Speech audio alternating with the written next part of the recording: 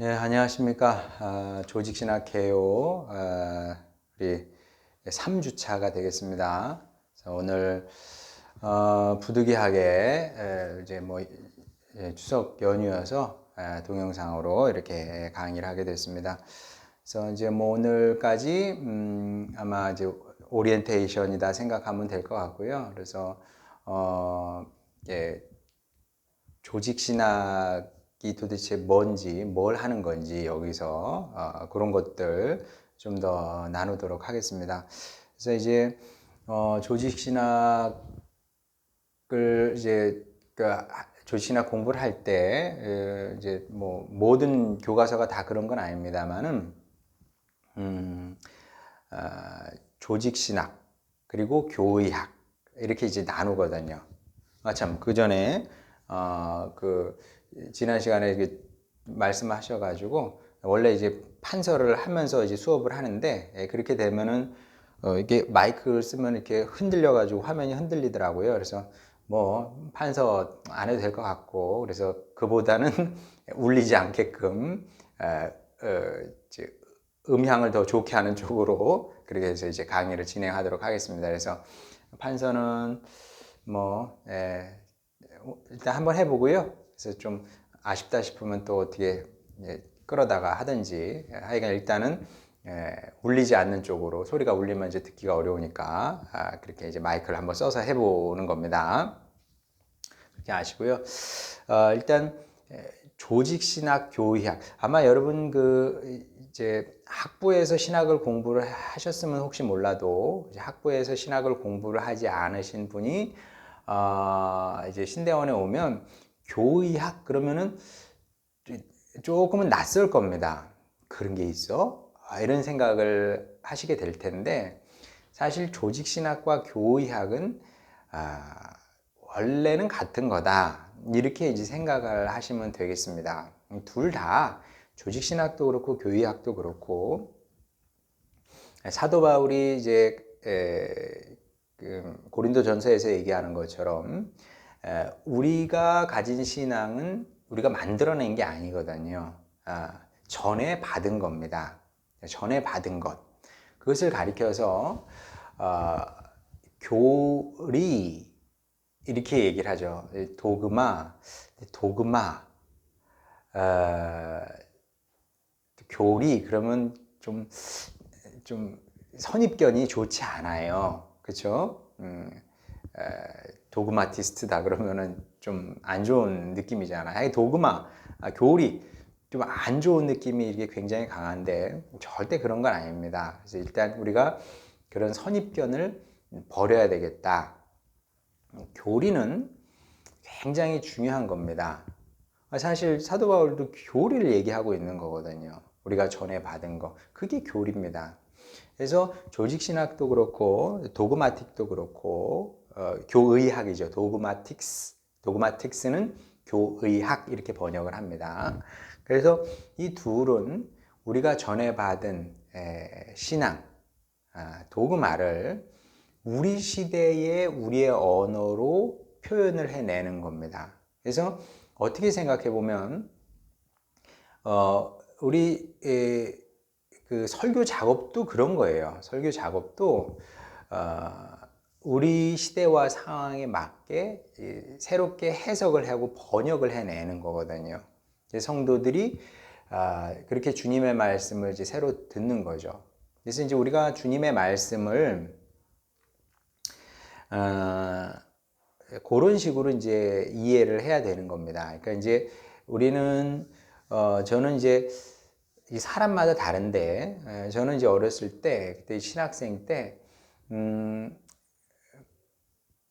이건 뭐 사람의 취향입니다만은 그닥 이렇게 제 취향에 맞지 않는 설교는 어떤 설교였냐면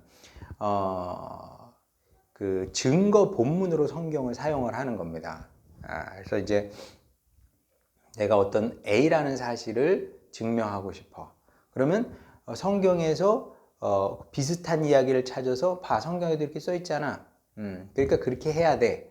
이런 종류의 설교는 개인적으로 어렸을 때부터 그렇게 좋아하지 않았던 것 같아요.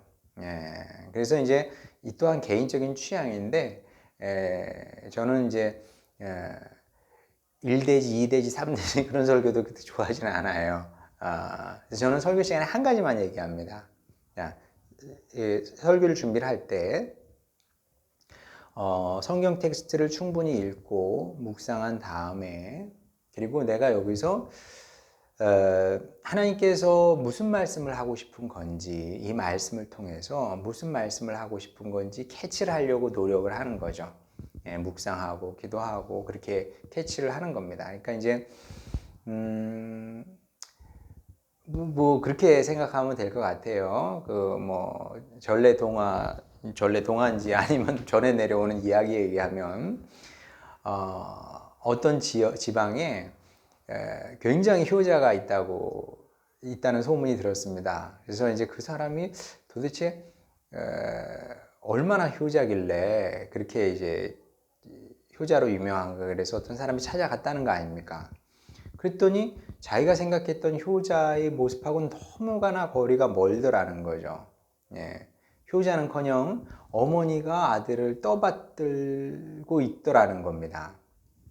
그래서 너무 실망해서 뭐라고 얘기를 했겠죠. 뭐 당신은 거짓말쟁이다, 무슨 뭐 사기꾼이다. 근데 그 효자 얘기가 진짜 효자가 뭐냐, 효행이 뭐냐, 부모님의 뜻을 받드는 것이 그게 진짜 효행이 아니겠냐.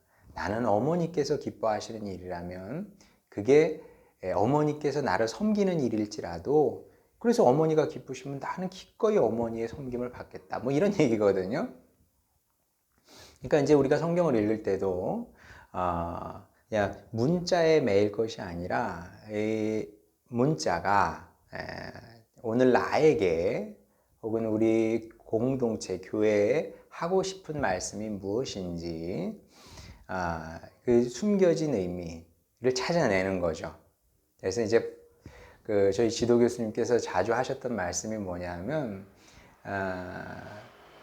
주님의 말씀은 어떻게 보면 이제 베일에 가려져 있다는, 희미한 베일에 가려져 있는데 사람들은 그 베일 너머에 있는 진짜 중요한 거를 보려고 하지 않는다는 거죠. 있는데 주님의 말씀도 하나님의 말씀이죠. 성경이 하나님의 말씀입니다만은 우리가 겸손히 구하고 기도하고 또 사모함으로 말미암아 그 문자 너머에 있는 하나님의 뜻이 우리에게 이제 밝히 드러나게 된다는 거죠. 그래서 이제 설교자의 과제 중에 하나는 무엇이냐면 그 하나님의 음성을 내가 듣고 그것을 이제 잘 풀어서 성도들에게 전해주는 역할을 하는 거다. 그러니까 단순히 성경에 이렇게 기록되어 있어, 이렇게, 그게 이제 설교는 아니라고 보는 거죠. 그리고 실제로 여러분이 그 고린도 후서를 읽어보게 되면, 자, 우리는 고린도 후서를 성경으로, 하나님의 말씀으로 봤습니다. 그래서 하등 이상하지 않아요. 자, 그런데 만약에 뭐 어리석은 얘기입니다만은 고린도 후서를 하나님의 말씀이라고 생각하지 않고 여러분이 한번 읽어보세요. 자, 특히 초대교회 성도들이, 자, 먼저 사도 바울이 고린도 교회에게 고린도 후서를 써서 보냈습니다. 그러면 그 사람들이 고린도 후서를 하나님의 말씀으로 받아들이고 읽었을까요? 당연히 그건 아니었을 겁니다. 여러분 신약 성경이 물론 권위는 있었어요. 권위는 있어서 특히 이제 권위가 있었는지 어떻게 아냐면 독일 말로는 이제 룬트 브리프라고 그러는데 우리나라 말로 뭐라고 번역을 해야 되나? 이렇게 돌려 읽는 편지. 룬트는 이제 둥글다는 뜻이거든요. 브리프는 편지고, 그러니까 돌려 읽는 편지예요. 대표적으로 이제 에베소서를 그렇게 보는 신학자들이 많습니다. 왜냐하면 에베소서를 보게 되면 한번 보겠습니다. 에베소서 1장에 보게 되면 하나님의 뜻으로 말미암아 그리스도 예수의 사도된 바울은 에베소에 있는 성도들과 이렇게 시작을 하거든요. 그런데 많은 사본에서 에베소가 빠져 있는 거죠. 에베소가 빠져 있어. 근데 그 얘기는 뭐냐 하면 에베소뿐만 아니라 에베소 주변에 있는 교회들에게 교회들이 이제 돌려볼 수 있게끔 이렇게 기록을 했다는 거예요. 그래서 이제 에베소는 사실 그 바울하고 굉장히 밀접한 관계가 있는 교회 아닙니까? 바울이 개척한 교회이고, 그리고 사도행전에 보게 되면 사도 바울이 예루살렘으로 올라간다는 얘기를 듣고 에베소에서 그 지도자들이 장로들이 올라와서 바울을 부둥켜 안고 울고, 그리고 바울이 그들에게 이제 마지막 나의 달려갈 사명과 뭐 이런 마치려 하면은 내 죽음도 아끼지 않는다, 뭐 이런 감동적인 설교를 하고 작별을 하거든요. 근데 에베소는 보게 되면은 개인적인 얘기가 안 나와요. 개인적인 얘기가 안 나옵니다. 그래서 이제 뭐 개중의 신학자 중에서는 에베소서는 바울이 기록한 것 같지 않다, 여기까지 가는 사람도 있는데, 뭐 어쨌든 그건 중요하지 않습니다. 믿거나 말거나 저는 이제 편하게 그냥 사도 바울을 썼다고 하니까 바울의 또 기본 사상을 충실하게 담고 있기 때문에. 어쨌든 간에 이제 에베소서 같은 경우는 이렇게 돌려 읽는 편지였죠. 근데 그만큼 이제 사도 바울의 권위를 인정을 하고 인정을 받기는 했습니다만은, 그럼에도 불구하고 초대교회 성도들이 하나님의 말씀으로 받아서 읽었을 가능성은 희박하다는 거죠. 이제 정경으로서의 성경은, 특히 신약 성경은 시간이 좀 지나서 마르키온 때에 와서야 이제 정립이 됩니다. 왜냐하면 마르키온이 너무나 큰 위협이었기 때문에, 교회의 위협이었기 때문에 이대로 둘 수는 없다. 그래서 정경화 작업이 상당히 뒤늦게 이루어지게 되는 거죠. 그래서 이제 그 전까지만 해도 좀 느슨했던 겁니다. 정경이, 우리가 지금 가지고 있는 이 정경 자체가 느슨했었던 거죠. 자, 근데 그 초대교회 성도들이 고린도 후서를 읽었을 때 느낌은 우리 느낌과는 다를 수밖에 없다는 거죠. 왜냐하면 거의 사도 바울 얘기입니다. 여러분이 한번 진짜 읽어보세요. 그래도 복음서 같은 경우는, 예를 들어서 마태복음 같은 경우는 이 구약 성경하고 계속 이게 대화를 하거든요. 주고받습니다. 마가복음도 마찬가지고요. 다 마찬가지입니다. 근데 고린도 전서는 없어요, 그런 거. 다 몽땅 자기 얘기야. 몽땅 자기. 근데 어떻게 그게 하나님의 말씀이냐고요.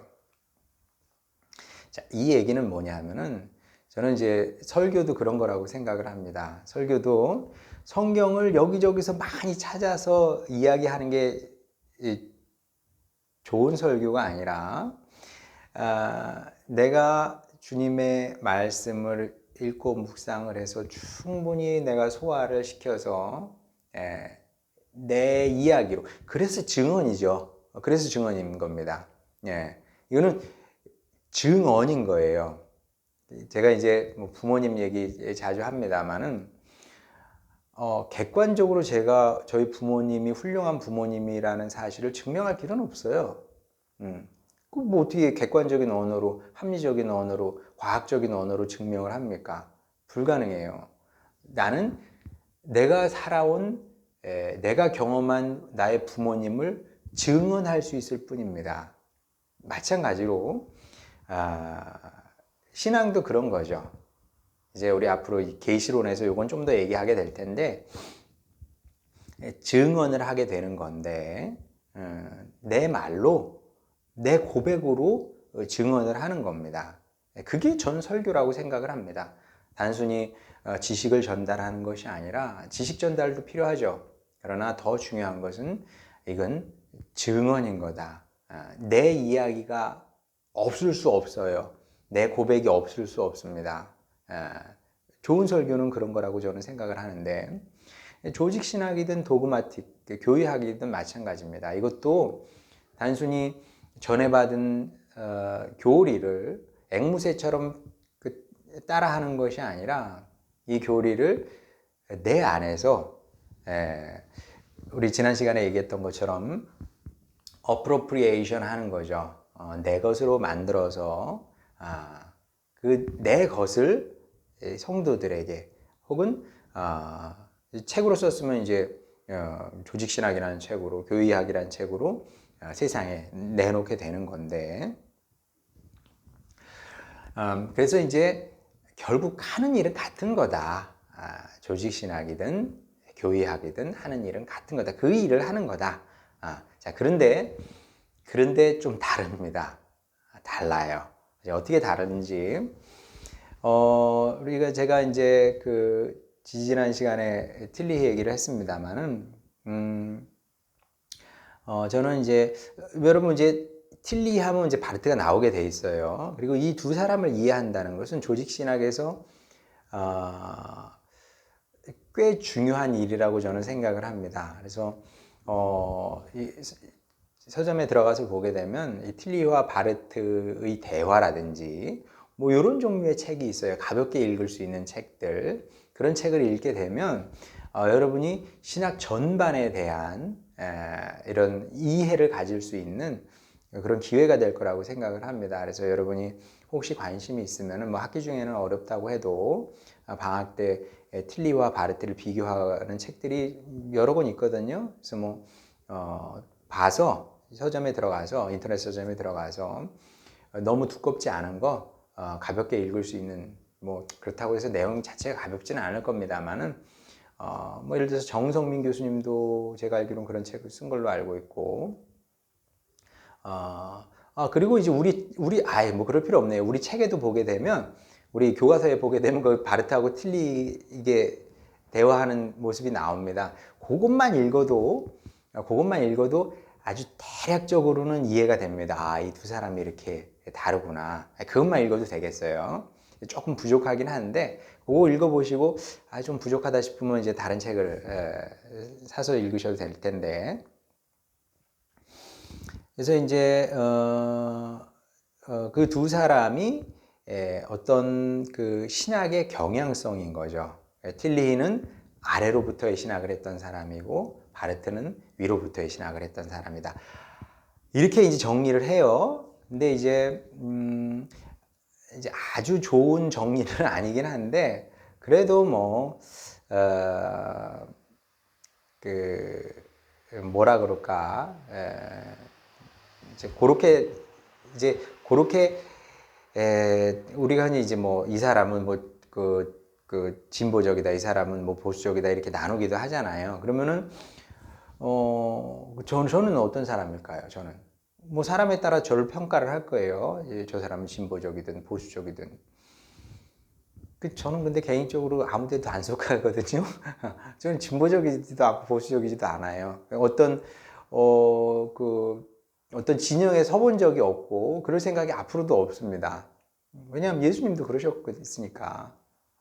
여러분 아시는 것처럼 예수님 시대에 파벌이 얼마나 많았습니까? 뭐 파벌이라고 하긴 좀 그렇습니다만 하여간 뭐 바리새파 있었고 사두개파 있었고 그 파니까 파벌이네요.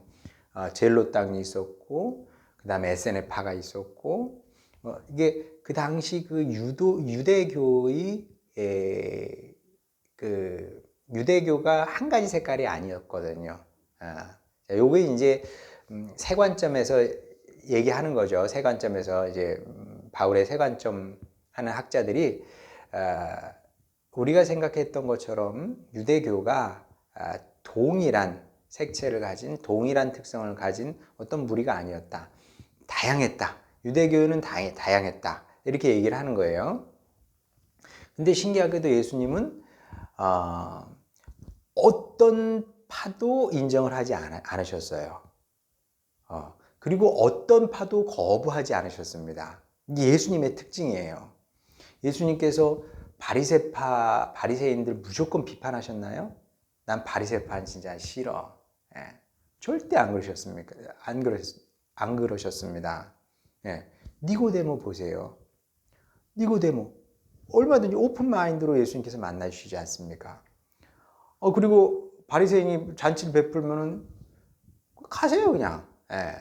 뭐가 문제? 세리가 좀 잔치 베풀면 거기도 가시고 바리새인하고도 뭐 얼마든지 어울리십니다. 그러니까 사람이 다가오면 예수님께서 아무도 거절하지 않으셨어요. 그러니까 죄인하고도 만나시고 바리새파도 마찬가지고 근데 SNF하고는 접촉이 없으셨어요. 그래서 이제 늘 그거는 제가 좀 궁금하기는 해요. SNF파 사람들은 굉장히 진지한 사람들이었는데 왜 그 사람들은 예수님을 따르지 않았을까? 그런 생각이 들긴 하는데 어쨌든 간에 이게 이제 예수님 같은 경우도 이제 어떤 파에 종속되지 않고 이제 좀 오픈 마인드로 모든 사람들을 다 만나 주시고 그러니까 당신을 거부하지 않는 이상 언제든 이제 맞을 준비, 대응할 준비를 하고 계셨다는 거죠. 그래서 이제 어떤 파로 나눠서 어떤 사람을 이 사람은 이 파, 이 사람은 저 파 이렇게 말하는 건 굉장히 좀 끼워 맞추기에 가까운 거죠. 만약에 우리가 바르트를 당신은 위로부터의 신학을 했지 이렇게 얘기하면 바르트는 그런 부분도 있는데 항상 그런 건 아니야 이렇게 얘기를 할 겁니다. 분명히. 틸리히는 아래로부터의 신학을 너무나 분명하게 얘기했기 때문에 맞아라고 말할지 모르겠지만 바르트 같은 경우는 맞기도 하고 틀리기도 하고 이렇지 이렇게 분명히 얘기를 할 텐데 어쨌든 대충 그렇게 얘기를 할 수 있을 겁니다. 아래로부터의 신학과 위로부터의 신학. 그래서 그 둘의 이 흐름이죠. 큰 신학의 두 흐름을 대변하는 두 사람이다. 이렇게 이해하면 될 것 같습니다. 근데 이제 저 같은 경우는 첫 시간에 말씀드린 것처럼 이제 바르트는 이제 너무나 가까이 갈 수조차 없는 사람이었고 조금 틸리히는 만만하더라고요. 오해하지 마세요. 틸리히가 쉬운 사람이어서 만만한 게 아니라 아시는 것처럼 틸리히가 40대에 나치의 박해를 피해서 미국으로 도망을 갑니다. 피난을 간 거죠. 그리고 거기서 처음에 워낙 이제 틸리히가 뛰어난 사람이기 때문에 거기서 이제 교수 자리를 얻게 되는데 근데 여러분 생각해 보세요. 40년 동안 독일에 살던 사람이 독일 시민으로 독일인으로 살았어요. 근데 그 당시는 지금처럼 국제화되지 않았기 때문에 지금이야 유럽 사람들이 영어를 썩 잘합니다만은 틸리히는 끝까지 영어를 그렇게 잘하진 못했다고 그러더라고요. 거친 독일어 발음으로 이렇게 영어를 했다고 그러는데 그러다 보니까 미국에 가서 영어로 강의하고 영어로 책을 쓰는 일이 당연히 쉽지는 않았겠죠.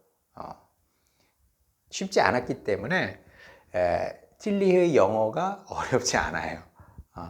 여러분도 한번 틸리히 조금 한번 읽어보세요. 틸리히를 붙잡고 열심히 씨름할 필요는 저는 없다고 생각을 하는데 또한 개인적인 판단입니다만은 어쨌든 저는 틸리히를 처음 읽었어요. 틸리히의 그리스도교 사상사. 좋은 책이죠. 훌륭한 책입니다. 그 책 영어 어렵지 않거든요. 그래서 이제 그리스도교 사상사 그거 읽으면서 그냥 그 지식을 얻는 그 기쁨이 대단했어요. 그래서 처음에 이제 틸리를 읽기 시작을 하다가, 그 다음에 이제, 근데 말씀드린 것처럼 틸리히는, 지적 욕구는 100% 채워줍니다. 읽으면, 와, 나 똑똑해지네. 막 이게 느껴져요. 그리고, 지식을 얻는 기쁨은 분명히 있습니다만은, 이게 신학은 이제 마음이 뜨거워야 되거든요. 마음이 뜨거워야 되는데 마음은 전혀 뜨겁지 않아. 오히려 이 교만해지는 느낌이에요. 지식이 쌓이니까. 그 책 한 권 읽으면은 뭐 그 어린 나이에 내가 이제 굉장히 똑똑해지는 것 같은 거예요. 말도 안 되죠. 그 책 하나 읽고 무슨 똑똑해져. 근데 그런 느낌이 드는 거죠. 그러다 보니까 이제 어느 순간인가 이걸 계속 한다는 게 무슨 의미가 있을까? 왜냐하면 어린 마음에도 신학을 하고 목회자가 된다는 게 지식을 가르치는 건 아니잖아요. 예, 옛날에 이런 기독교 사상이 있었다. 그런 걸 가르치는 건 아니지 않습니까? 그래서 이제 어느 순간 뭔가 이게 공허하다 그럴까? 이건 뭐 좀 아닌 것 같다는 생각이 이게 조금씩 쌓이기 시작을 했던 거죠. 그래서 그 다음에 어떻게 됐는지 그거는 이제 다음 시간에 또 우리 시간이 다 됐으니까 또 말씀을 드리고 나누도록 하겠습니다.